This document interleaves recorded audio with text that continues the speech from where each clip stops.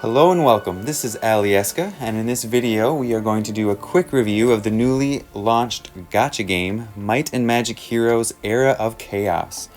The game is developed and was launched by Ubisoft on November 26th. The game appears to be an English language version of the game that they released in China exclusively in 2017. It is set in the Might and Magic Heroes universe, and the game describes itself as an army battle strategic RPG. So let's start with the gameplay. The player starts with the game with the hero Catherine, who is on a quest to retake her homeland of Arathia. In the story adventure mode, the player moves the hero through the world from node to node. Nodes can be caves, castles, monsters, or any number of things, but a battle nearly always awaits. There are two main types of battle, open field battles and siege battles, but their combat and strategic elements are pretty much the same. At times, there might be items, units, or buildings on the world map that the player can click on or collect. The player's army consists of one hero and a number of battle units. The hero has a set of unique passives and spells that are useful in combat.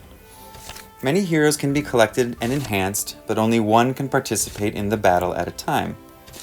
Battle units come in 5 different types: attack, defense, charge, ranged, and caster.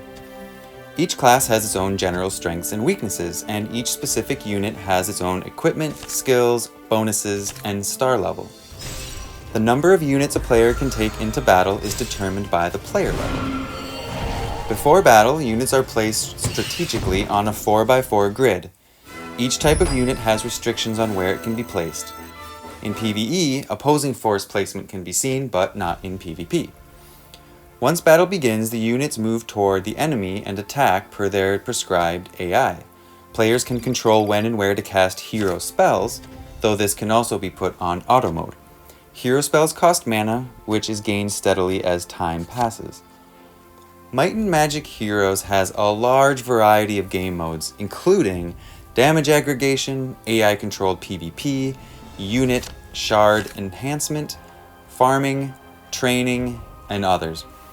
One mode that is particularly interesting is the Guild Adventure mode.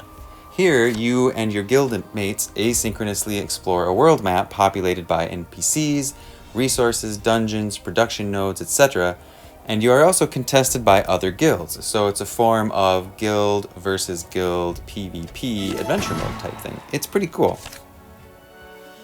Next, let's talk gacha. So units are gained in Might and Magic Heroes by collecting their fragments.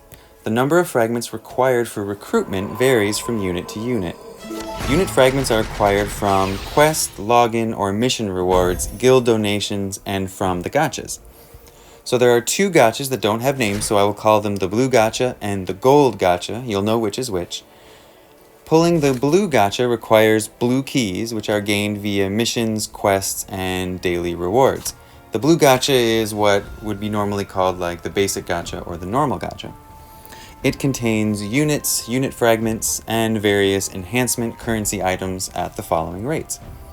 For R and SR units, it's 3%, R and SR unit fragments, 14%, and other things, 83%.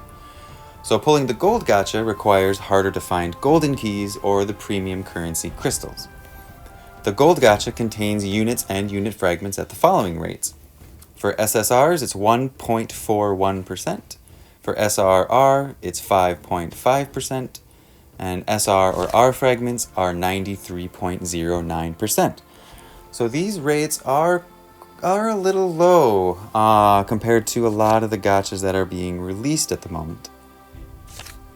To celebrate their global launch, Might and Magic Heroes is awarding 8 days of special login rewards that include Heroes and SR units.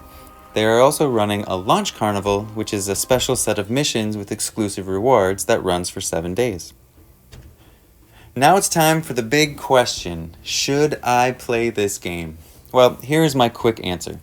You should consider trying this game if 1. You like auto battler games and you're looking for something new, or 2. You have friends to play with and you want to try a different interesting kind of co-op guild versus guild mode.